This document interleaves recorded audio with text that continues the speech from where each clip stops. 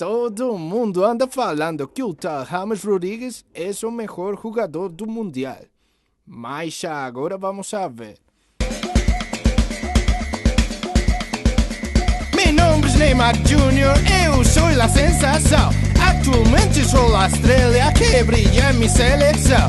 Somos pentacampeones, hoy Brasil está de festa. Y que el mundo se prepare, pues voy a traer la sexta. No se sienta tan seguro, tenga cuidado señor. Aunque yo sé que Brasil por historia es mejor. Mi nombre es James Rodríguez del equipo cafetero. Y si Brasil se descuida, quedaremos de primeros. Con mi juego tan bonito, todo mundo se emociona. No a cualquiera lo contratan con Messi en el Barcelona. Soy el mejor de mi equipo y mucho me he destacado. Por eso no tengo miedo al suplente de Falcao. Puede que a ti te duela, más lo digo en forma franca. Aunque seas de equipo grande, te mantienes en la banca. El mundial es otro cuento, veamos quién es el mejor. ¿O es que no te has dado cuenta que yo voy de goleador? Esos goles que metiste son suerte tu principiante. Eres un aparecido, mi fama es más importante. El talento de Pelé lo tengo heredado aquí.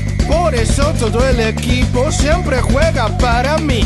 En cambio lo que Colombia hasta ahora ha obtenido no lo conseguí yo solo, lo hizo el equipo unido. Tu juego es una mentira, nunca te falta un clavado. Deberías dedicarte al nado sincronizado. Vos no se ha presumido, ¿para qué vamos a hablar?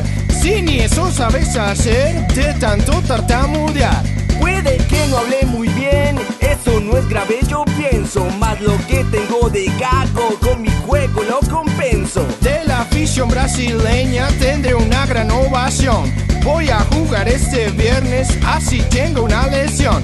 Haré respetar la casa, pues somos los anfitriones. Tu Colombia, mi Brasil, no le dan ni a los talones. Ustedes son anfitriones, pero la piedra amarilla logrará que Fortaleza sea otra Barranquilla. Estamos jugando bien y vamos por la revancha. ¿Cuál de los dos es mejor? Que se decida en la cancha.